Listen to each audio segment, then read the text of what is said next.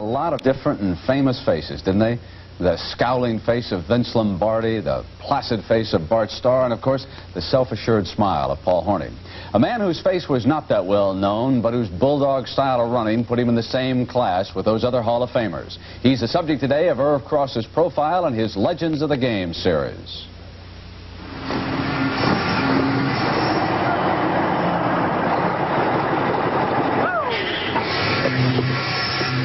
There's building going on down in the Louisiana Bayou. And one of Cajun country's busiest contractors is a local boy who returned home after his Hall of Fame NFL career. A running back so ornery and tough that one opponent once said he'd trample his grandmother for an extra yard. He grew up in nearby Baton Rouge, home of Louisiana State University, where he was an All-American ball carrier in 1957. But it was up north in a small town named Green Bay, Wisconsin, where he earned his fame as one of the hardest-hitting fullbacks pro football has ever seen. His name is Jim Taylor. Taylor was Vince Lombardi's kind of fullback, a man who ran with all the subtlety of a cement truck.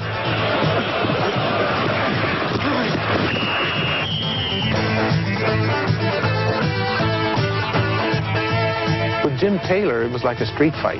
Jim Taylor would actually refuse an open field. And when he would break in the open, boy, he'd lower that headgear and that shoulder pad and those high knees, and he'd look for me. It seemed like he was looking for me to run into. And, of course, I was looking for him to tackle. In the 1962 NFL championship game, Huff and the Giant defense seemed to have one objective: punish Jim Taylor.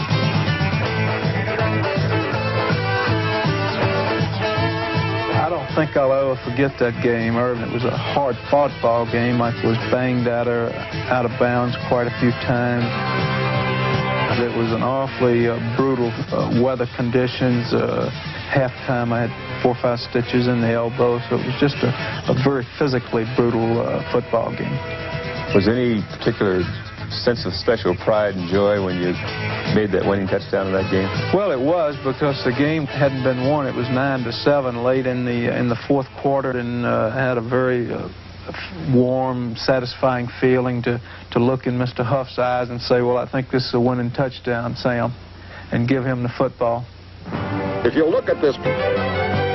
Fittingly, his final power sweep as a Packer gave Green Bay a lead they never relinquished in Super Bowl I.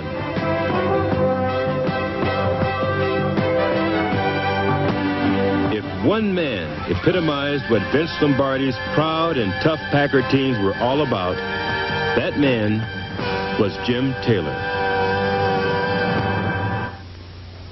Irv, that's exactly what Jimmy said here, Mr. Huff. Well, do you really want to know what he said? No. No, on second thought, we can't. It's a family show. Okay. Irv and I will be back with all the scores and highlights as the NFL Today continues on CBS after these messages from your local stations.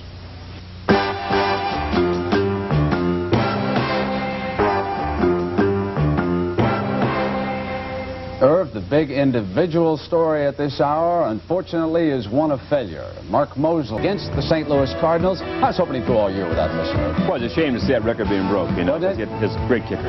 Now, let's take everybody to the scoreboard and get you up to date. And the Chicago Bears have discovered a quarterback. Also, they've got a very talented defense. All Tampa Bay had to do to get into the playoffs was win. Look at the sequence here of third down misfires. Doug Williams, Steve McMichael looks to the right, nobody coming, looks to the left. Here he comes, looks to the right, looks to the left, puffing and he's puffing. Look who's back in action, Doug Williams. 3 guys were sitting on him, and he came back and tackled McMichael. They kicked a field goal. Now watch this third down interception against Doug. Harris does a beautiful job of keeping the ball in play. Wilson just picks it up before it touched the turf down in Tampa. He went in, 3 turnovers, 13 points. Now, I told you McMahon had a future. And John McMahon was so concerned about what might happen. And here it is, Brian Baschnagel, and look at him thread the needle. Right there, 19 yards for the score. And so it is 26 right now. The Bears are all over the Buccaneers. In Kansas City, all over the New York Jets. This is the Jets' poorest performance since their season opener. They trail the Chiefs now in the third, 27-6. Cincinnati and Houston, the Bengals leading there 21-13. They also are in the third quarter. And the Giants and the Eagles, of course. The game you're watching, a one-pointer at the half. The Eagles over the Giants right now. Cleveland and Pittsburgh. Terry Bradshaw has thrown one touchdown pass. Likewise, the left-hander, Paul McDonald for the Browns, 13-7 at the half. Winner goes in the Buffalo-New England game, and right now that winner would be Buffalo, even though they are only at the half. Joe Cribbs has scored from 14 yards out. They have kicked it off. They are in the third quarter there. Miami strikes early against winless Baltimore. They lead the Colts 10-0 there in the second quarter of that game. And finally, the Mark Mosley game. Washington still leading 14-0. And Irv, take us through the highlights here. Neil Lomax, a young quarterback from the Cardinals, hands the ball off to Otis Anderson, who's roughed up a bit by Dexter Manley and his teammates and thrown for a loss. Of course, Jim Hannafin's concerned somewhat on how he's going to move the ball against that Redskin defense. Lomax tries this time, but there's a bad snap from center from the shotgun. Manley recovers and goes down inside St. Louis territory. Next play, Joe Theismann goes to work. Number 7 goes to number 88, Ricky Walker, for a 25-yard touchdown pass. Theismann came into the game with 10 touchdowns. That's number 11 there passing. Joe Theismann goes to work once again. This time, play-action effect, rolling to his right, hitting number 86, Didier, for his second touchdown pass of the day, giving him 12 on the season. But there were some fisticuffs during the course of the game. Number 72, Dexter Manley from Washington, and number 67, a rookie from UCLA, Louis Sharp, in a fight. Both players were ejected. Automatic fine, Brent, by the commissioner. We don't know how much it's going to be, though. Two big dummies slapping at each other with their helmets on out there, huh? Irv, I would guess that the loss of Art Monk, who broke his foot there with the Redskins, will change that attack considerably. Makes him a different team. Art Monk is a kind of a receiver who demands double coverage, and that's one reason why Charlie Brown has been so effective on the other side. With him out of the game, it's a different ballgame. All right. It's just about time now for the second half, the New York Giants and the Philadelphia Eagles. So let's send you back to the Meadowlands. Pat Summerall and John Madden. Pat?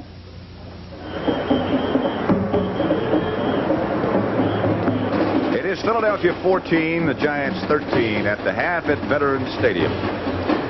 As you know, I'm sure, Ray Perkins was coaching his last game as the head coach of the Giants. He'll move on to the University of Alabama.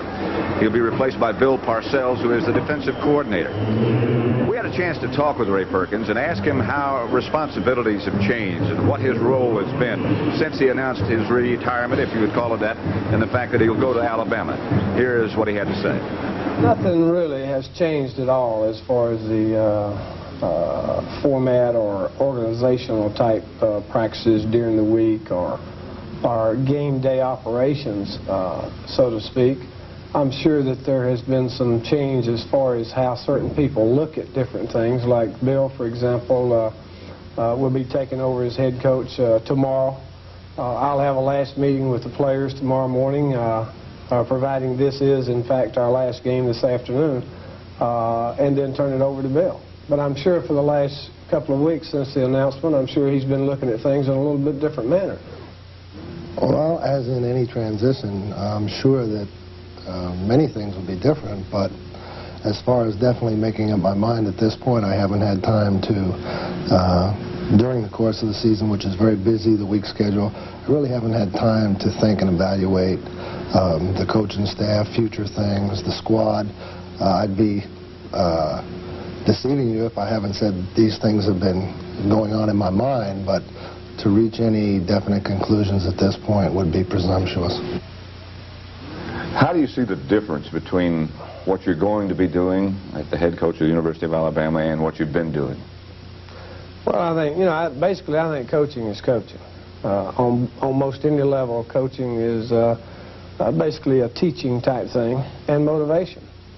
I think it's different to some degrees, but I think the biggest difference comes in that in the last 8 or 9 years in the professional ranks, I've been in a buying type of business, whereas going to college, I'm going to be in a selling type business. And what he means, of course, is that he's been signing players. Now he'll go back to the business of recruiting players at the collegiate level. In the meantime, what manner of man is Bill Parcells? Well, the players say he is sort of easygoing, but quietly tough. In fact, they say he can really be tougher than Ray Perkins. Believe me, that's tough.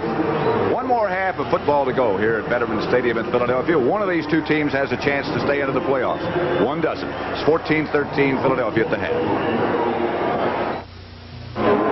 CBS Sports. Coverage of the National Football League is sponsored by Toyota, who reminds you that it's a good feeling to buckle up for safety. Miller Highlight, welcome to Miller Time. And by the over 1,200 Midas Muffler and Brake Shops.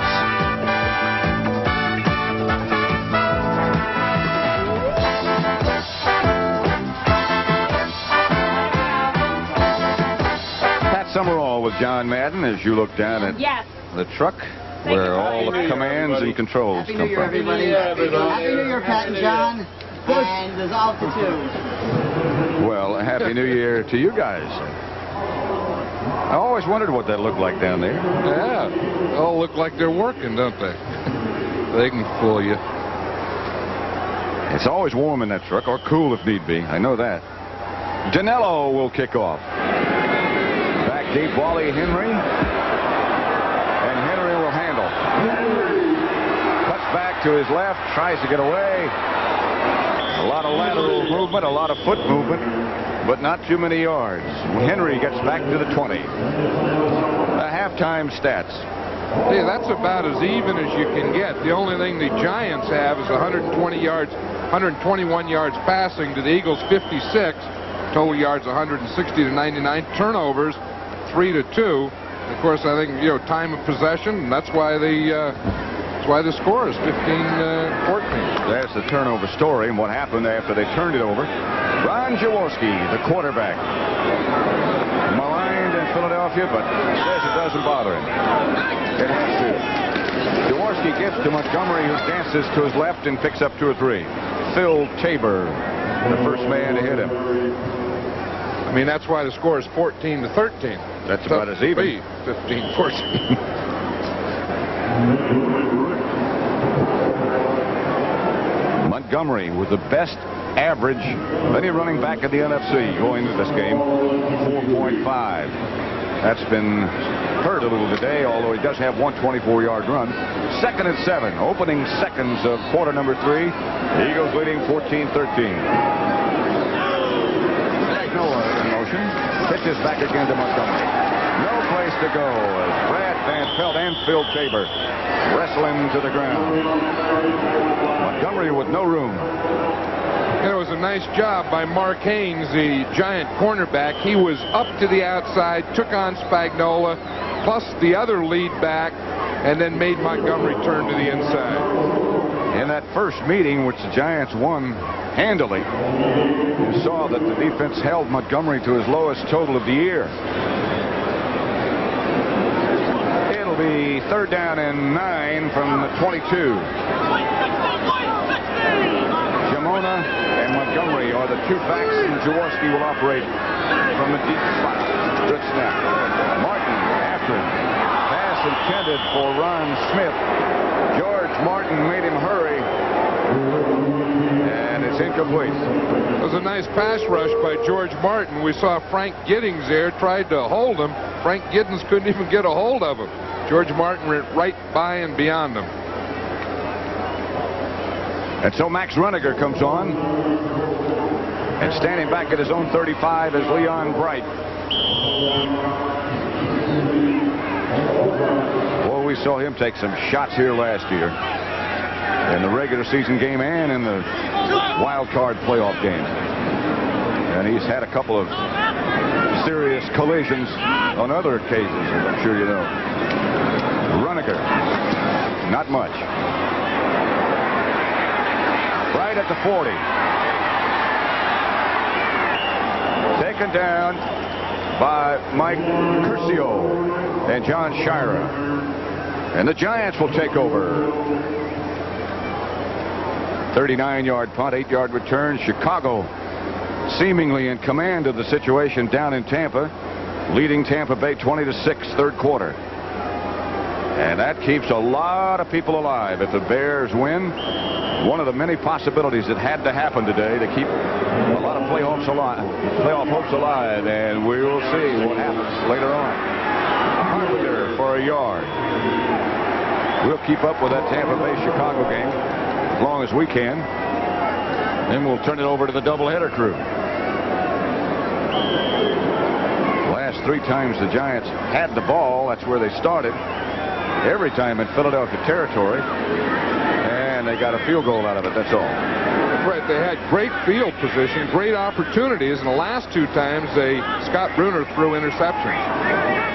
2nd and 8 from the 49. Headings back in the game in motion. Woolfolk, he got no room. Cut down by Herman Edwards and Roynell Young. That was one of those runs that doesn't look like much, but I'll tell you, he got by Randy Logan on the line of scrimmage and picked up about 3 or 4 more yards. Just watch Jerry Robinson. He's been playing great. He's one of the best. You know, he used to be an outside linebacker, a right side linebacker like Lawrence Taylor. They moved him to inside this year, and he is really something. Look at that lick that he put on Rob Carpenter. Holy moly. Didn't get to the ball, but I'll tell you, he met Mr. Carpenter in that hole, didn't he? Collision. He didn't get back, I don't believe. Offsides, Philadelphia. Bruner and the Giants wisely run it. Bounces out of Woolfolk's hands. Ball should have been caught. He knows it, and Bruner knows it. Greg Brown is the man who jumped. That was one of those plays that the offense likes, the quarterback likes. He knows that the Eagles jump, so he knows that he's going to get a free play, whatever happens. And that's a good time for a quarterback. If you're ever going to force a ball, that's a good time to do it. Because even if you get the interception, you still have the penalty, and you get to do it over again. With the penalty, it's still not enough for a Giant first down. It'll be 3rd and 3 at the 46. Red Cashin. Offsides, number 98 on the defense, still 3rd down. I suspect that Red's from Texas. Has to be with a name like Red Cashin. He sounds like he's from Texas, like TCU or something. I think you're right. Talks with a little bit of an echo. Been in the league 11 years.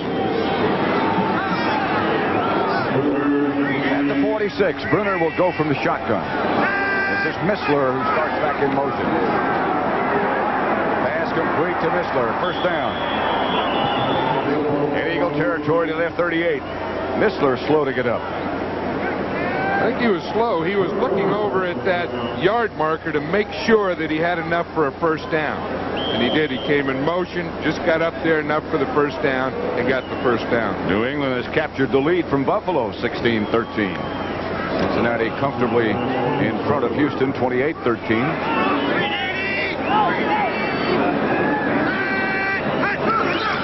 Bruner fakes to Woolfolk. Good protection. Throws to Woolfolk. Another pass that took a lot of time, a lot of execution, and got 2 yards.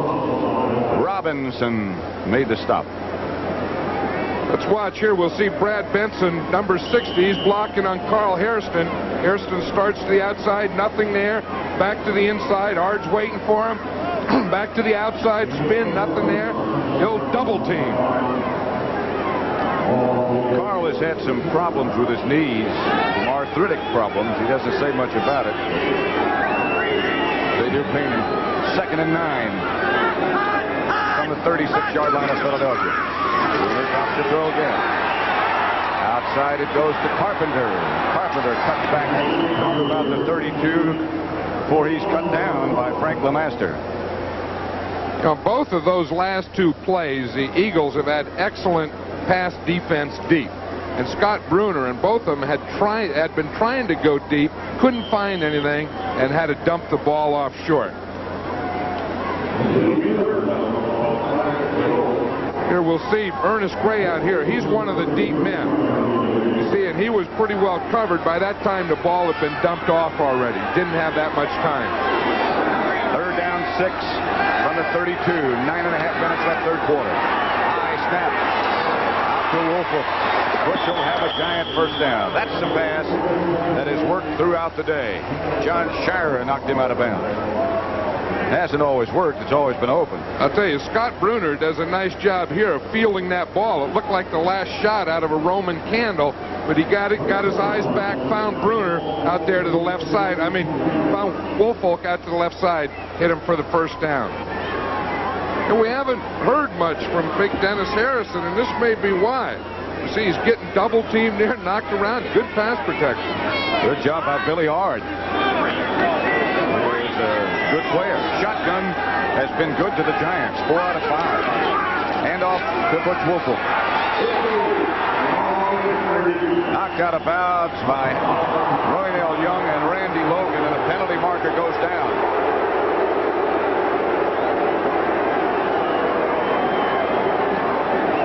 Going to go against the Eagles. When I saw that signal there, that means for hitting them in the head. So they have really been enforcing that rule very tightly the last couple of years. Can't hit a player in the head. Unnecessary roughness after the runner was out of bounds. Number 43 on the defense. First down. Dick Vermeil said he didn't do it. The fans said he didn't do it. Let's see what happens. Here it's okay. Oh, right there. Of course he did it. Roynell Young, number 43. Left elbow right to the face. He was guilty. No question. On a 1st and goal from the 9. Joe Morris is now in the game. Bruner standing in the pocket a long time, throws, ball bounces, almost caught one-handed by Eddings, but he couldn't come down with it. I thought Eddings wasn't going to play anymore today. Like at halftime, it was okay. Bill Parcells gave him a serious talk, maybe. And Would he's be going to be in command next year. You know, at that halftime, Ray Perkins's last halftime talk, it would be interesting what he had to say just before the Giants took the field. Ray was saying last night that one of his friends said, "Look, it's your last game. Why don't you relax?" Ray said, "Hey, it's a football game. I can't relax." He is a very intense man. Bruner throws. No penalty flag. Gray is saying that Herman Edwards was all over him. And that was close. It was very close. Let's watch Ernest Gray here. He's going to come in. He's going to run into his right on a slant. There's Herman Edwards there. It looks like he's going for the ball, too. I would say that that's not interference. And the officials would agree with you. Herman Edwards. Herman Edwards would agree with me.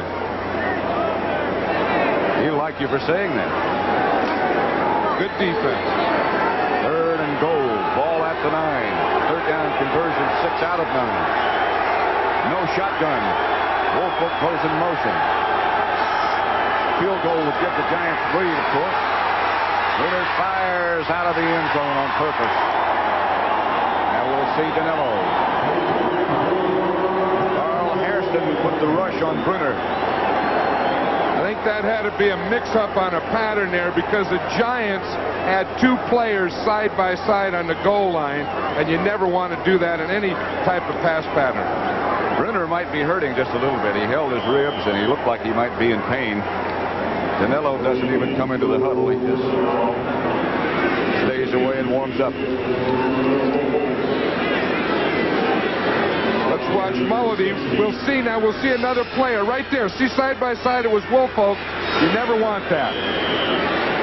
As we come back, Danilo hits from 26 yards out. He's 3 for 3 today. And the Giants recapture the lead. He's been good from 45, 31, and 26, and it's 16-14. Wally Henry and Don Calhoun back deep for the Eagles. Calhoun, of course, used to play with New England.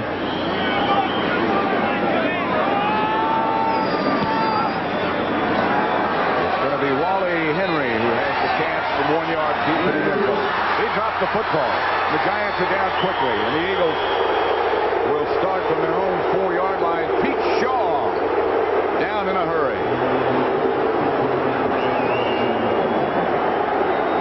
Those fans don't like that from Wally Henry. They remember, of course, the game that he fumbled earlier, the play he fumbled earlier in this game, plus last year's game when he fumbled.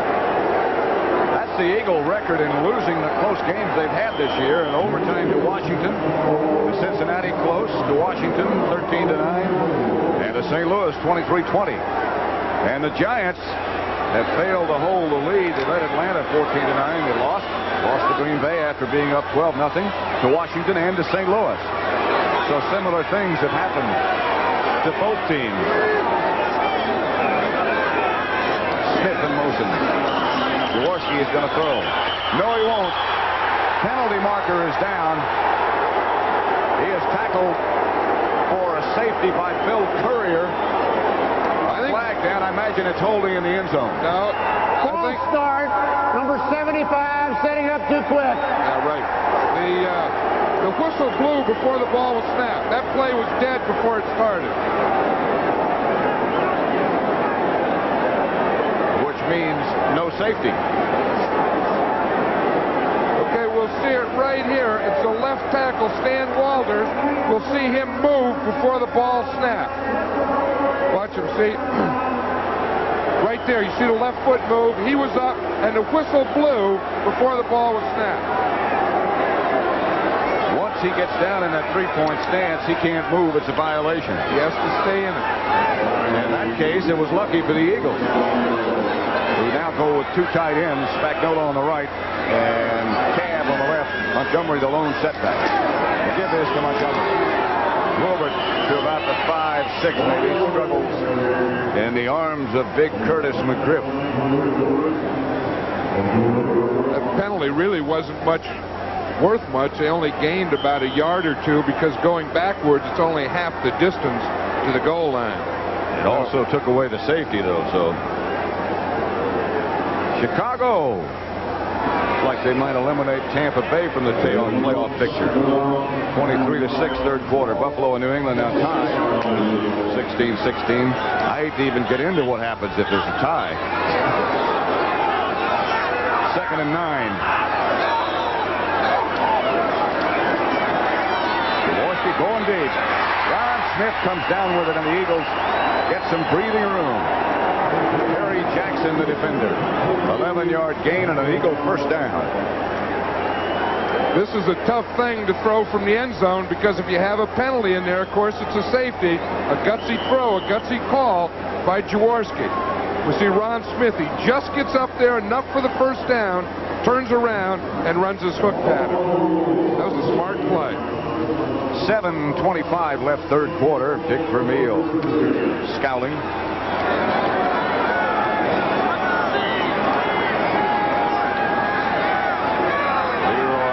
The lone setback. Van Pelt on a blitz. Jaworski beats him, and Van Pelt comes back and gets him. Third sack by the Giants. Hey, they're booing someone here. I hope it's not Jaworski. He didn't have a chance on that play. Brad Van Pelt comes from the left-hand side. Jaworski doesn't have a chance. Well, it's the right-hand side of the screen here. Van Pelt's right there. Here's second effort. You miss him the first time, go and get him from behind. Help from Phil Tabor, number 80. But no one blocked Van Pelt. You got to block him, man. Pretty hard to throw it when nobody's blocking somebody rushing.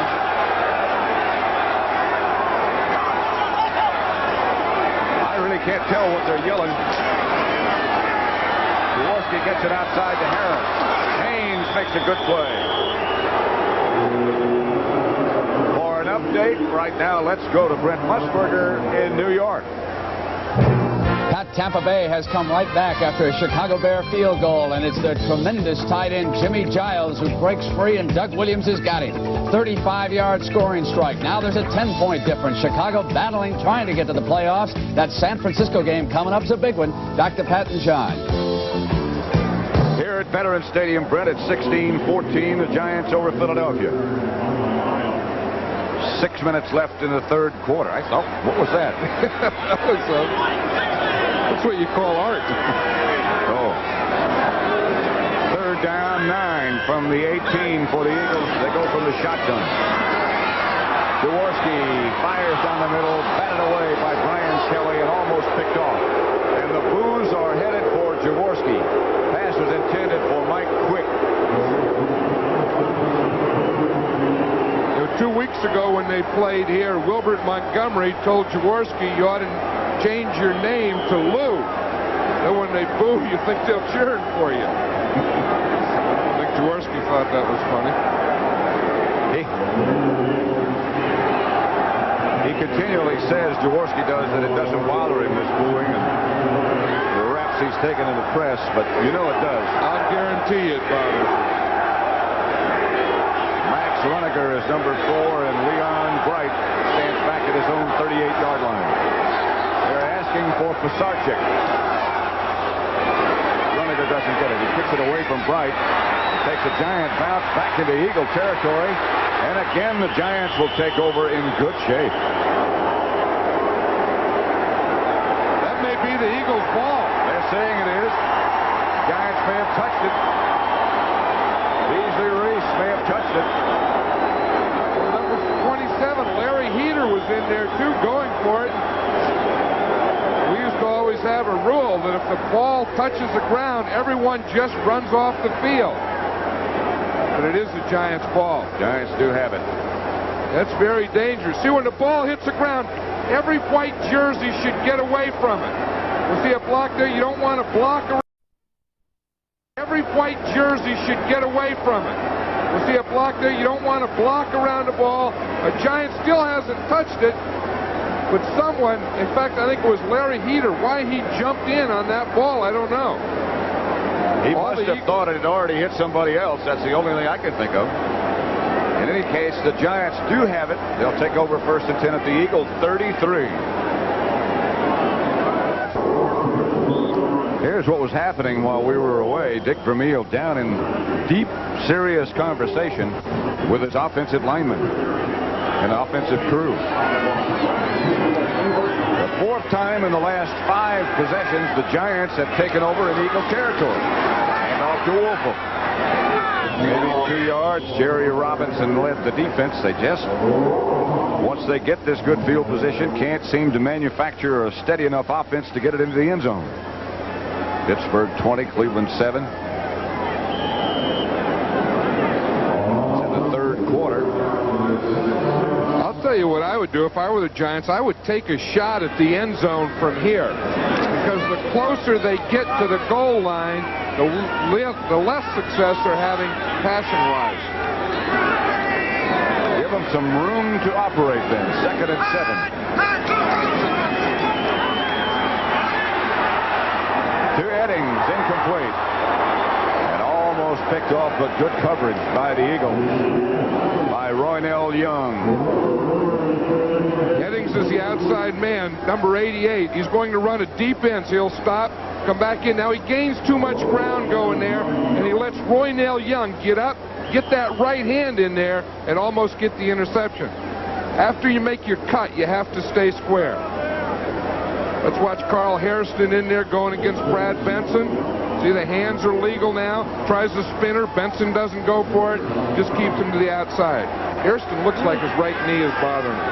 He's done a lot of spinners today. 3rd down. Bruner from the shotgun. Penalty is down. He throws intended for Ernest Gray, incomplete. But there was a marker.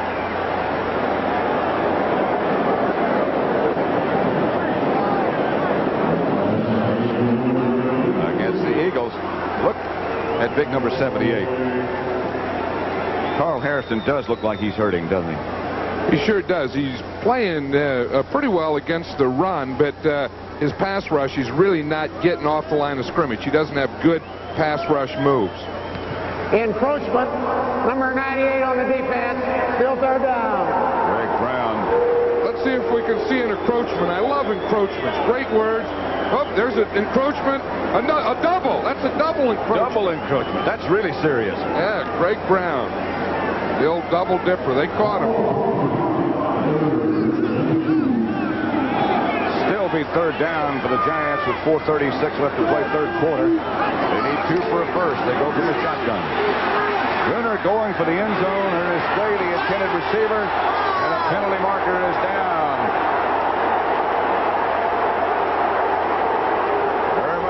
Was back there with him, and the Eagles are really arguing about this. It's going to be pass interference. I think they may think that Ernest Gray was the one that was doing the pushing. Sure we have it. Here it is, right here. Ernest Gray, Herman Edwards, bumps okay, first 5 yards. Now they're running. No contact yet. Oh, right there it was, right there. Herman Edwards, we saw him put both hands on him and push him with the left hand. The interference occurred before the end zone. Good call. And that's why it's back where it is now. Illegal contact.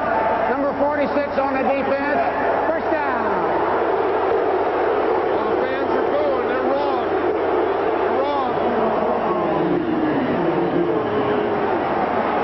Yep, we had that one. You're wrong. You're wrong. You're wrong. First down, Giants at the Eagle 20. And the Steelers are really coming out of the end zone where that call was made. Here's Woolfolk. Woolfolk still on his feet. Struggles down to about the 11. Frank LeMaster brings him down. In that Pittsburgh-Cleveland game, by the way, you look at Ray Perkins again. Franco Harris has scored his 93rd career touchdown. That ties him with Jim Taylor on the all-time list. High formation, Butch Woolfolk starts inside, holds the linebackers inside, bounces to the outside, pass bunting. LeMaster finally gets him.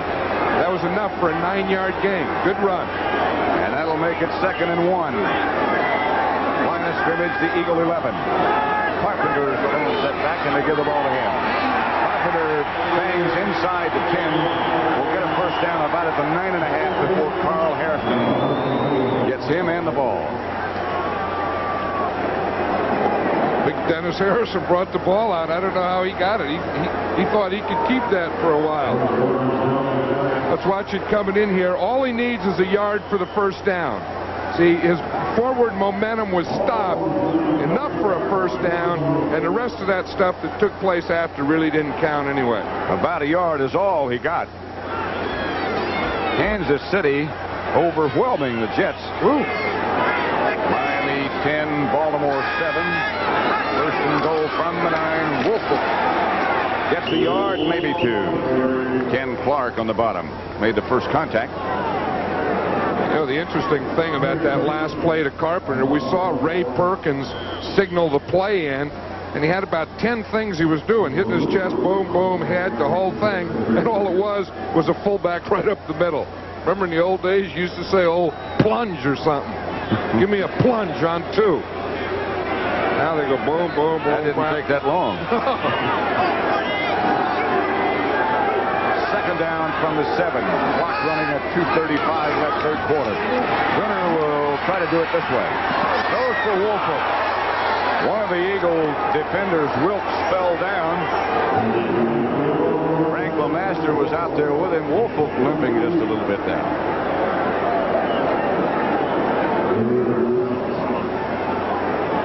Yeah, he's grabbing his right hamstring there. You know, in the end zone, Reggie Wilkes did fall down. He was the Eagle that was covering man-to-man on Butch Woolfolk. Woolfolk goes back to the offensive huddle and stays there. He's got a hamstring. They'd do well not to use him this play. Maybe it's one of those decoys. Timeout. And Bruner calls a timeout. He's not happy with the offensive set. That'll mean the Giants have 2 left. The Giants lead the Eagles 16-14. Third quarter. Pat Summerall with John Madden, Veterans Stadium in Philadelphia, where the Giants lead the Eagles 16-14. 2:31 left, third quarter. In the Cincinnati-Houston game, Kenny Anderson has completed 20 consecutive passes.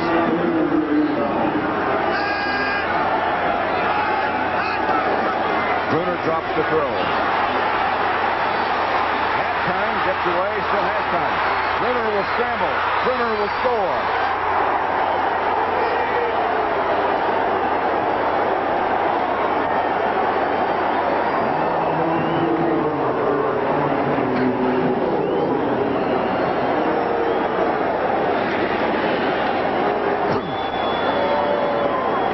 Watch this again. You don't expect Scott Bruner to scramble. He's not a scrambler. But the whole left side collapse. See, Greg Brown starts inside right there. Now, as Bruner gets by here, then there's nothing between himself and the goal line except a lot of carpet. I don't know why he's not a scrambler. It's a pretty good stride. Danilo puts the Giants up 23-14. 33 yards in 7 plays. They held the ball 3 minutes, 9 seconds. It's the Giants 23, Philadelphia 14. 2:20 left, third quarter. Once again, send Calhoun and Henry back deep to accept Danilo's effort.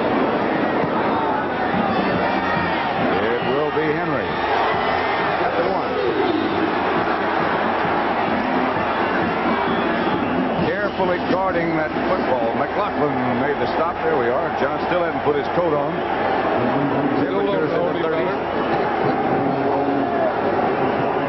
This is really a great place from which to broadcast a game. Good vantage point. First down, Philadelphia at their own 22. They trailed 23-14. Slim playoff hopes alive for the Giants and for the Eagles. Brunner's just scored on a 7-yard scramble. His first NFL touchdown running. Leroy Harris flanked out to the right side. Jaworski still the quarterback. Montgomery almost fell down in the backfield. Regained his balance. They throw outside Ron Smith. Haynes knocked him out of bounds after about a 4-yard pickup. I think the Eagles right now, as we watch Ron Smith here, a little quick out to the sideline, I think they just want to get anything going they can and get some yardage, get towards midfield, and then open things up. 2nd and 6. Maybe Jaworski is just trying to restore a little confidence. That's a surprising score. Kansas City 34, the Jets 6. Of course, the Jets have already clinched the playoff spot. Giants faking blitz. Carson does come to the outside. Jaworski goes to Carmichael. That'll be an Eagle first down as Carmichael whirls up for a couple more. In the arms of Bill Courier, 10-yard pickup. Jaworski to Carmichael. Tampa Bay, as you heard a moment ago from Brent, came right back with a touchdown. Fourth quarter, though. Buffalo, New England, 16-16. Buffalo can clinch a berth in the playoffs by beating New England in that game. And New England can clinch by defeating Buffalo in that game. So that's a big one.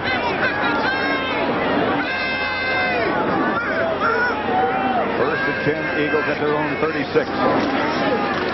Jaworski fires to Smith. Can't hang on. Incomplete. Mark Haynes with a contact. Good hit. We'll see it right here. He's coming in, Ron Smith to the inside. He really has the ball. Now watch, just as he gets the ball, Mark Haynes hits him and knocks the ball out. Incomplete pass. Haynes had a rather shaky first year, but last year and this year he's been an outstanding player. Over the Philadelphia bench in the yellow coat is the Swamp Fox, Marion Campbell. 2nd and 10 for the Eagles, their own 36.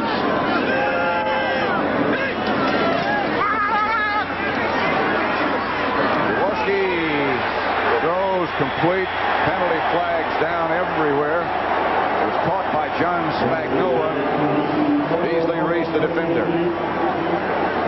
I think Beasley Reese may have had a little contact before the ball got there. That'll be against the Giants. That was a complete pass, but the Eagles didn't make enough for a first down, so I'm sure they'll take the penalty here. Let's see if we can see it. We'll see Spagnola come across. Beasley Reese right there, 28. He jumps on him. Little contact there before the ball got there, and that was what the penalty was all about. Interference. Number 28 on the defense. First down.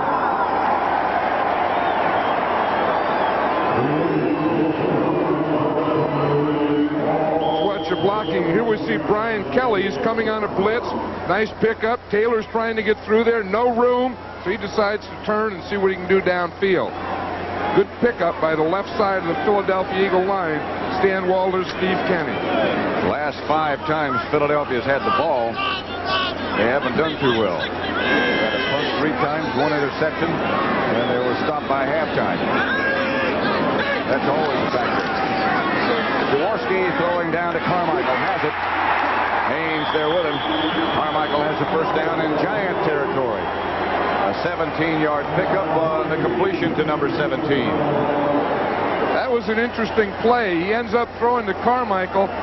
We'll see Harold Carmichael. He's running a deep hook. See, he stops, works back on Mark Haynes, catches a ball, but that was an option. They had a screen going in front of that. Let's see if we can see the whole play. Now watch. The line will pull out to the left, to the right, I'm sorry. Pull out to the right. You see the lineman? Wilbert Montgomery behind him. If the Giants drop off, he hits the screen. If they come up, he throws to Carmichael. Pitches back to Montgomery, who has had not much success lately. He gets inside the Giant 40. New England has gone ahead of Buffalo 23-16. As we told you, New England can get into the playoffs in the AFC by defeating Buffalo, and vice versa is true. Montgomery's still down. Cincinnati 28, Houston 13. Miami 17, Baltimore 7. Looks like a winless year for the coach.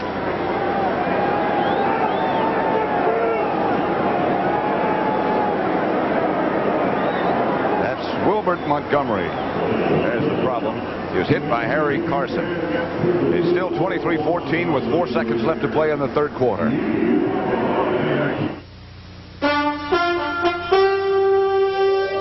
Introducing the totally new 1983 Toyota Tercel. Its front-wheel drive is only the tip of the iceberg. This Tercel is the lowest-priced Toyota you can buy. It has more room than any other subcompact and gives you more mileage than ever before. The new Toyota Tercel. It's a new standard in front-wheel drive, but that's just the tip of the iceberg. Tercel. Boxing, soccer, basketball, baseball, football. Montgomery walked off under his own power. From that vantage point, let's look up at the Eagle coaches. This is the largest coaching staff in the NFL. And they're right next to us, and the man sitting down with the glasses there, of course, we all recognize him. That's Sid Gilman. Well, Sid's been in a few press boxes in his life, and he is really, last year he wasn't with the Eagles, but before that and coming back this year, he has really helped this Eagle team in offense. That's the end of the third quarter.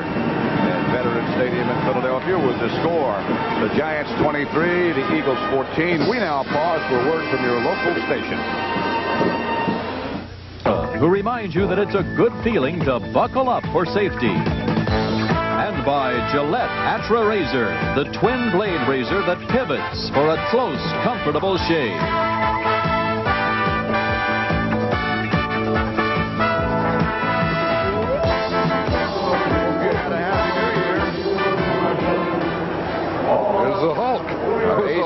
Ace cameraman George Rottweiler down on the sideline. 2nd and 7. Yamona and Leroy Harris are now the Eagle setbacks. 1 more quarter to go as Spagnuolo comes in motion. Jaworski goes right to work. Goes outside. Spagnuolo makes a one-handed grab. Good catch. First down, Philadelphia. Just inside the 30, Terry Jackson knocked him out of bounds. I'll tell you, that was a great catch. Spagnuolo starts off on the right side. Now watch him. As he goes by, he'll touch the quarterback. Jaworski starts him in motion. Now when he gets to Jaworski, see, he touches him there. That means, okay, start snapping the ball. Little thing there. He works to the outside. And watch his catch. Left-handed, hold it in one hand. That's the type of thing they practice on Saturday while they're standing around. When they don't have on shoulder pads. The guys are kicking. Right. That don't kick. Montgomery's back. Jaworski's back. Looking to Montgomery, and again, Spagnuolo makes the catch. That was that same option screen. It was the same option. It was interesting. That was the third option. He has a screen out to the right, the hook by the outside receiver, then the hook in the middle by the tight end. Watch it. You see the lineman leave to the right? That's the screen. Outside, no one there. Work back inside to your next guy, the tight end, John Spagnola. Who was taken down by Brian Kelly. That's pretty good. We caught all three of those options. Yeah. That's nice. Pretty good series. Washington shutting out the Cardinals 28-0. They'll have the best record in the NFC. Jaworski fakes again to Montgomery, lays it to Spagnola, touchdown. 3 straight pass completions from Jaworski to Spagnola, and the Eagles move closer. That makes it 23-20. And Franklin comes in time to try the extra point. Isn't it amazing what 3 completions can do? Change those boos to yays. 3 straight completions. Let's watch it here. 3-man line of the Giants. Jaworski starts, fakes to the right, finds his man, deep John Spagnola, right at the goal line. John Shira holding, Tony Franklin trying. The extra point is good. 78 plays, 78 yards, 9 plays, 3 minutes, 19 seconds went the Eagles. 14 minutes, 1 second left. Spagnola right here can get deep right into this hole to the corner. Now watch how it happens. Montgomery starts out, he goes in motion. That holds Mark Haynes up. Watch him. Montgomery fakes, Haynes comes up, Spagnola gets in deep behind Haynes and in front of Beasley Reese. Pretty good. That's another one of the options they had there. Little fake screen, bring them up, hit the tight end in the corner. Worked very well 3 times in a row. Woolfolk is the deep man for the Giants. From the goal line, Butch Woolfolk. Cuts to the outside. A lot of hesitation. Too much hesitation. The ball's loose. The Eagles think they have it, and the referees do too. Philadelphia has the football.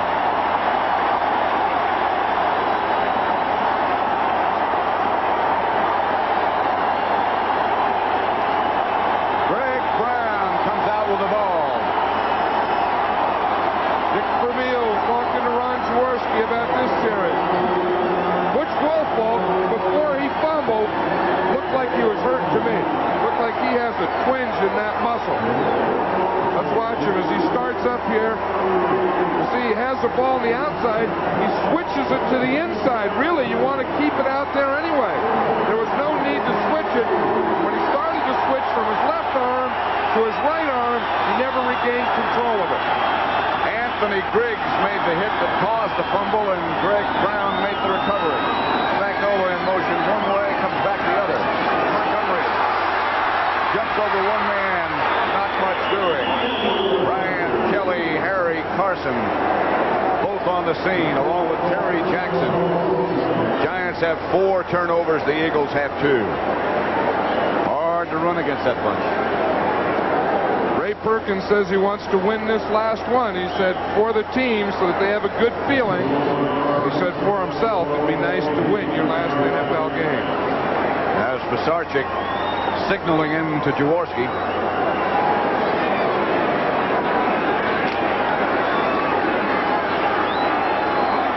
Carmichael comes left this time. Ron Smith out wide to the right. 2nd and 11. Montgomery lost the yard.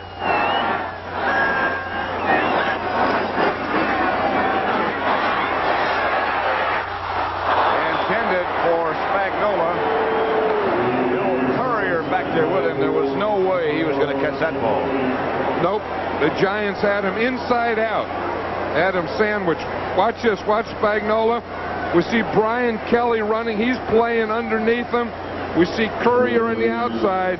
There was no way they were going to let Spagnola catch that ball. Jaworski really cut that one loose, too. He had to. He looked like the old rifle.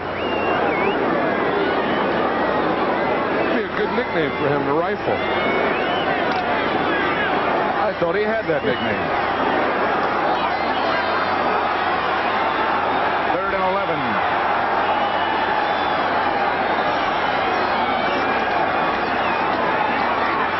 Jaworski fires low. Jackson saying Ron Smith interfered with him, but no flag. big defensive set here by the Giants, able to hold the Eagles off and make them settle for a field goal here. A field goal try. Right there, you know, we did see Ron Smith did put his hands on Terry Jackson. Ron Smith didn't look like he expected the ball. Didn't look like he was running any kind of pattern. Like the old basic walk in the park. From 35 yards out, Tony Franklin. Spagnola holding. I beg your pardon. Shira holding. Franklin hits it with plenty to spare.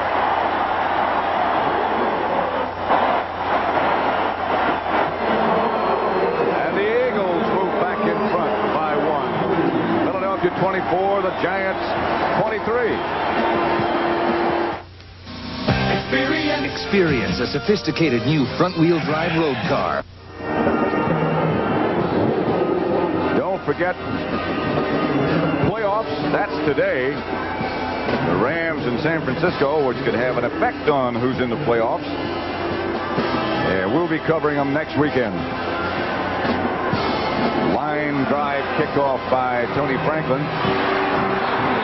Taken by Danny Pittman. Pittman whirls outside the 30 to about the 32-yard line. Good return. The Eagles 24, the Giants 23. 4 turnovers by the Giants have resulted in 10 Philadelphia points. 2 by the Eagles have resulted in 3 Giant points. 12:23 left to play. 23, Buffalo 19. New England wins there in the playoffs. Buffalo wins there in the playoffs. The loser isn't. The handoff is to Carpenter. Over the right side, he lunges for 4-5. John Bunting made the stop. Pittsburgh in the playoffs, 27-7. Cleveland needed to win to get into the playoffs. Cincinnati already in, 35-20 over Houston. And Kansas City going nowhere but home, beating the Jets 37-6. Jets are in the playoffs. So the hopefuls that are left, we just gave you the scores, are those 3. Second down, 6 from the 37. Bruner gives to Woolfolk. Good run by Butch Woolfolk. He broke 3 tackles and got to midfield. Boy, he's impressive. Hey, there was a good block by Rob Carpenter. Watch him, the I formation, number 26, the first back. Watch here. Boom. Nice block right there on Randy Logan. And then Butch Woolfolk was able to cut inside it and get the ball up the field. 13-yard gain. Woolfolk has carried 13 times, picked up 57 yards. First down, Giants midfield. Clock running, 11:10 left in the game. 24-23, Eagles lead. Carpenter bangs straight ahead to the 45. This drive reminiscent of last year's wild card playoff game.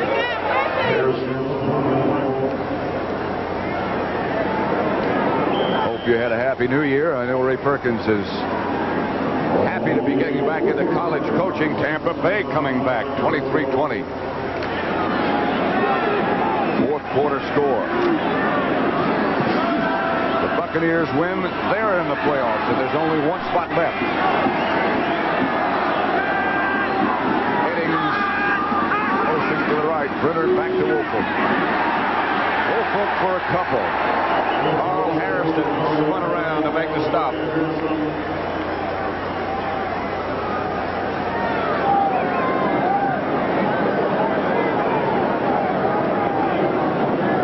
Vermeil. Just thinking, you know, as we look at Dick Vermeil there, I wouldn't be surprised if this weren't his last coaching game in the NFL. Really? And by his own choice. I just have a feeling, and I have no reason, I just have a feeling that Dick Vermeil may not be coaching next year, and I don't think he's going anyplace else. Well, of course, there have been some rumors. And they are rumors connecting him with the Rams. He has denied it consistently. But there's been no thought about him going somewhere else, except in John Madden's mind. Headings should have enough for a Giant first down just inside the Eagle 40. That's going to be very close to a first down. It is. Yep, it is a first down. Just enough. You see Bruner, he's watching Eddings all the way. Eddings gets it, just makes that turn, and gets the ball up enough for the first down. They call it the 39. It's just inside the 40. First and 10 Giants. 9:15 left to play in the game. 24-23, Eagles lead. Vermeil, of course, getting back to that subject, has the reputation of being the hardest working coach, maybe with the possible exception of George Allen. I don't know if that's true or not. Sometimes you just burn out. There's no more there. Yep. Carpenter, the ball carrier, stopped by John Bunting.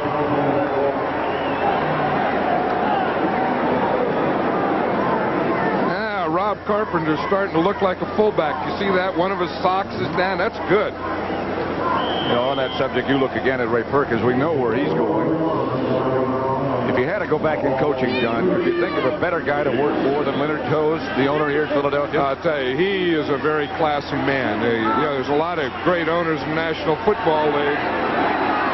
Leonard Toews is one of the classiest. There's Carpenter with one sock up and one sock down. That's Gary Shirk coming across for a very small gain, hit by Frank Lemaster. New England 30, Buffalo 19. That would knock the Bills out of the playoffs. Talking about coaches, there's a lot of talk about Ron Meyer up there, and the players aren't happy with this and that, but doggone, they're playing pretty well, aren't they? He said that one of his players, whom he fined, had made critical remarks about the coaching staff, and that was unchristian. That's a fine.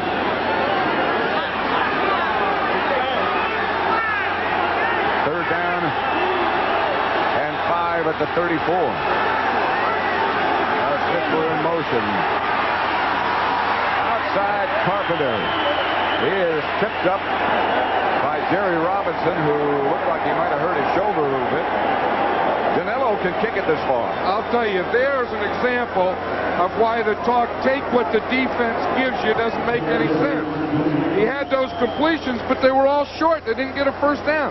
You have to make something happen on offense. You can't just take what they give you. Look, they give you short Carpenter, but it's not a first down. So you have to kick the field goal. That saying should be out of football.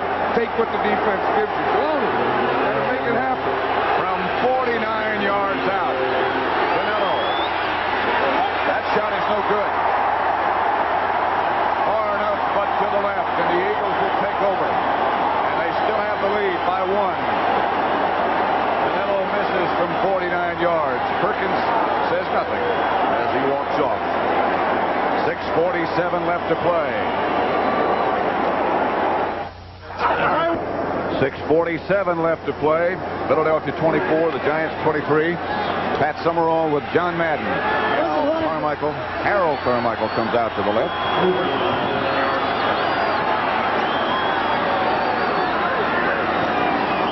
A play that was out of sync from the very beginning. John Spagnuolo was in motion, sure. Plus a couple of the linemen jumped before the ball was snapped. As I was saying, Pat, before that field goal attempt by the Giants, Scott Bruner had 3 straight completions. 3 for 3. Setting up too quick, number 75 on the offense. It's the second time they caught Stan Walters for setting up too quick. But anyway, he completed 3 for 3 and didn't get a first down. So that old saying, take what the defense gives you, that's a bunch of baloney. You got to get first down. If you complete those passes for 1 and 2 yards, that won't get you in the end zone. That's good for the average. Yep, and it's good for the Eagle defense. Not good for the final score. That's something that he didn't do at all last year. He put the ball up the field. I know it. He would look up there all the time.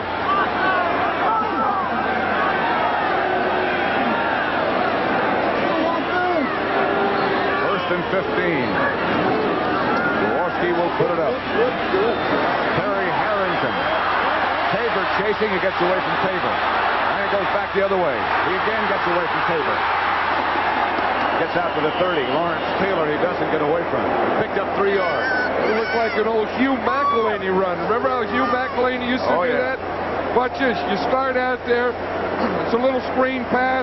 Start to the right, nothing there. Okay, let's go back to the left. Neighbor misses, nothing there. Let's stop here. Go back to the right, find a little something there. And all that running up and down the field, you gain 3 yards, 2 yards, no yards, minus 2 yards, minus 3 yards. One of the above, none of the above, all the above. There is no answer. 2nd and 12 from the 30. Harry Harrington is the lone setback.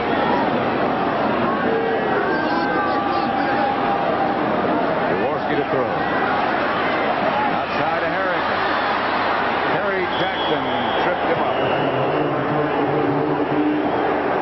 A lot of passes. Now the Eagles are doing the same thing. They had 2 completions, and they're not back to the original line of scrimmage yet.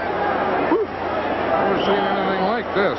The only thing they're doing is burning some time. Well, the Eagles are, but the Giants burned the score in doing it. That's how much time is left.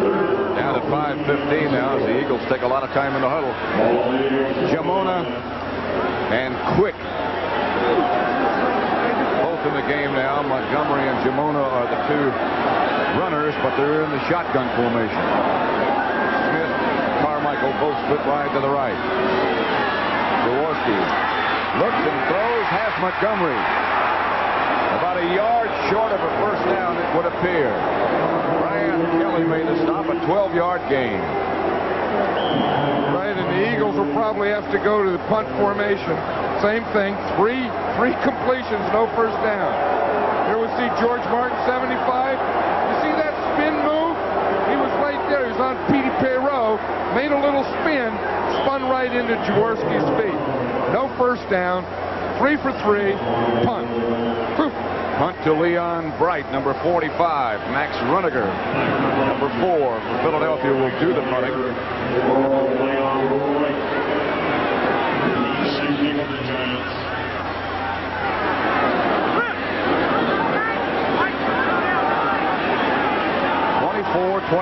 Philadelphia leading.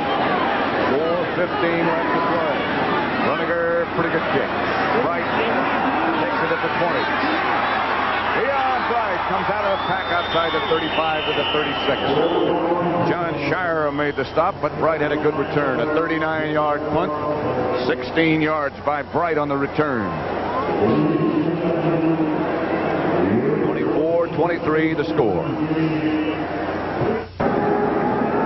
January 15th, 3:45 Eastern Time, the Shrine Bowl game, the East-West game, one of the oldest. Saturday at 3:45 Eastern Time on CBS Sports. Both the great John Elway and Tony Eason of Illinois, who set 9 NCAA records this year, supposed to be there.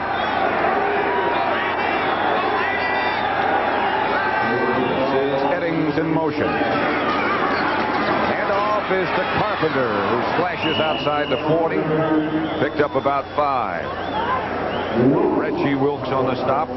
Pittsburgh leading Cleveland 27-14 fourth quarter.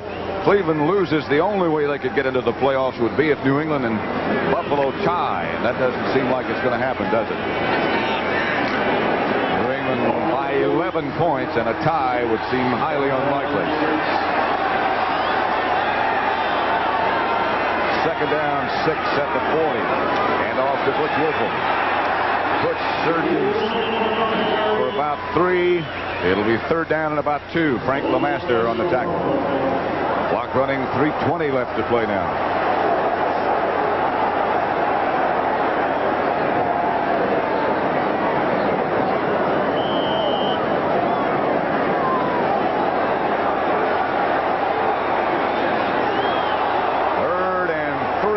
At the 43. The Eagles make mass changes in their defensive unit at the last minute. They'll go with 4 down linemen, and they think at least that Bruner has to throw. 3rd and 3. Remember, he scrambled for a touchdown earlier. The snap almost went over his head. He throws up the middle, complete to Ernest Gray. Great play by Scott Bruner. That was a great play by Bruner, right. Getting the ball, he had to jump up, one hand to get it, find his receiver, throw it, and he still gets hit right after. Look at that shot. That was just boom, just thrown up there. Watch him find his guy, step, thrown just as he gets hit. Big throw for the first down to Ernest Gray. Let's watch Ernest Gray, 83, outside man and shotgun. He's going to run it in, up the field, stop in, don't gain any ground, work back a little. Good. That was good. See, he didn't gain once he made the cut. Last play before the 2-minute notification, and Woolfolk gets nothing. They'll stop the clock now. Bruner heads for the sideline. If he hadn't been 6'5", he would have never caught that snap. They'd all been running in the other direction. They wouldn't have had to run very far because the ball just kind of bobbled out of there. It wouldn't have gone. Didn't have any velocity on it. So with Pat Summerall with John Madden, Veterans Stadium, Philadelphia. Situation is this. Well, I'll get back to what our situation is in a minute. Cincinnati 35-27 over Houston. Kenny Anderson had a stretch where he completed 20 consecutive passes. Here, 2 minutes to go. 2nd and 9 Giants at the Eagle 42. 55,797 in attendance today.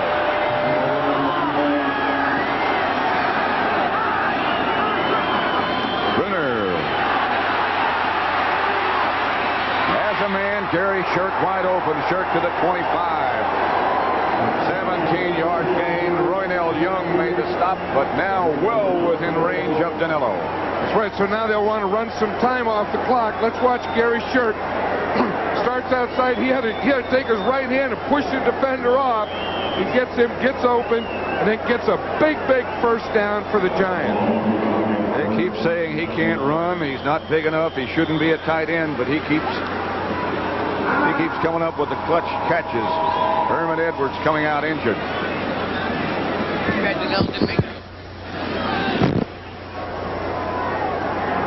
Now the Giants have a situation here with the injury. Of course, that stops the clock with 1 minute 28 seconds. But they want to run some time off here because they don't want the Eagles to get the ball again. Now on the other side, the Eagles should be thinking of using some timeouts themselves so that whatever the Giants do, they can ensure themselves some time when they get the ball back. Very interesting. That loss, by the way, by the Jets to Kansas City changes their position. You know, they seed them from 1 to 8. One plays 8 in the playoff situation, and it changes the Jets, moves them down to 6, and of course has an obvious effect on where they play. They're in the playoffs, but where they play. The other interesting thing, I think going into the playoffs, you always want to be peaking, playing your best football. You don't want to come off a loss even though you have something clinched. There is Danilo trying to get his hands and his feet warm and his head. And off is the Carpenter. Carpenter slashes down inside the 20 to about the 16 before John Bunting makes the stop. I'm surprised that the Eagles aren't taking time out now. They can't do this. They just can't let that clock run off because the Giants are going to do something. Either going to score a touchdown or attempt a field goal. The Eagles are letting the clock run, and this is a mistake. This is wrong. The Eagles have 2 timeouts remaining. It is 2nd and 2. Less than a minute left to play now. The ball on the 16. 52 seconds left to play. Less than that when the Giants snap it.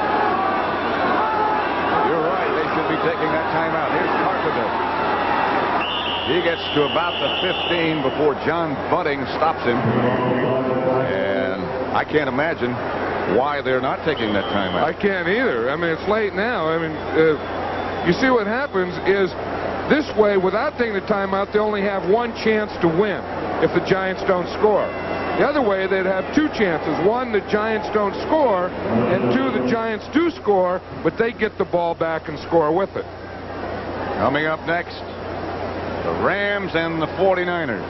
49ers still very much in the playoff picture. They do get the clock stopped. The Eagles do. They get a break in this case because they measure for the first down. They have not taken those timeouts. They have 2 left. Danilo has hit 3 out of 4 today. Now the clock runs. 25 seconds. Bruner hands to Carpenter again, and Carpenter bangs down inside the 10 to about the 7. Clock still running. Now, I'm sure the Giants won't run another play. They'll probably let it run down to about 3. Scott Bruner standing right next to the referee. They let it run down to 6. Pat Joe Dinello on the head and say, go, put it through there. 6 seconds left on the clock, and Dinello will have Scott Bruner holding. The executive producer of the NFL on CBS is Terry O'Neill. Good old red-eyed Charles H. Milton III is the senior producer. Today's game produced by Robert Stenner, D. Directed by Sandy Grossman, man of many friends. Associate producer Joan Vetrano. Marty Ken is the field technical manager, the broadcast associates, and the rest of the crew. Happy New Year to them, too. Dinello just gazing over the back of the lockers for the Giants. He'll have Bruner holding. 25 yards out, 6 seconds left to play. Ray Perkins' last game. Good.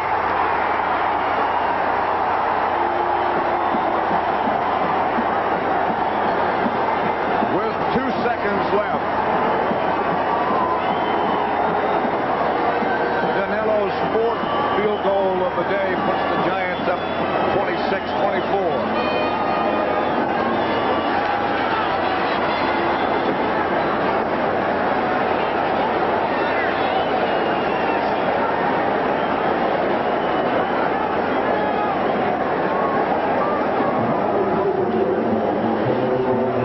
The Giants will finish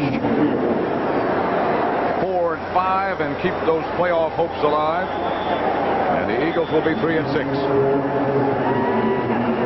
Ray Perkins is saying thank you, Joe Dinello. As Ray said, you know, it was an interesting thing last night. He said that he wants to win this game more today than he has any game he's ever coached in. And he said that includes the playoffs. There's an unhappy sideline.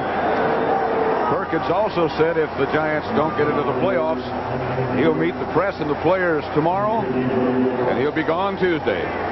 Tuesday morning, first flight out. Don't forget more football coming up. Stay with us. The Rams against the 49ers. What we might have coming up here, Pat, is one of those Cal Stanford plays, that big lateral play. You know, where you can't, you know, you just keep lateraling around. That would be the smart thing to do. That's Montgomery, who's deep. Gets away from one. They had nobody to lateral to, and the game is over. Pete Shaw down to make the stop. Ray Perkins will be carried off by the players. His last game as the head coach of the Giants.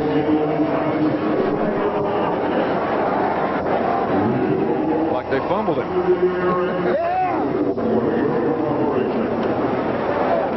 But he did a great job with that team in 5 years. Congratulations to you. He left Great game. a lot more than he took over.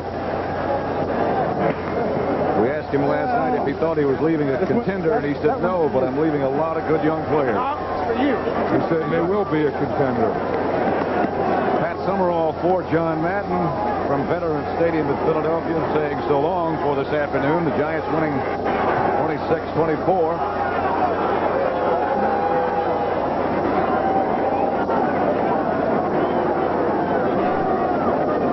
Just have to wait and see who makes the playoffs. The Giants' hopes are still alive. CBS Sports coverage of the National Football League will continue after this word from your local station.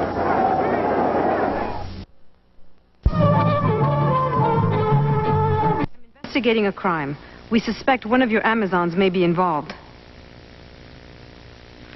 This is a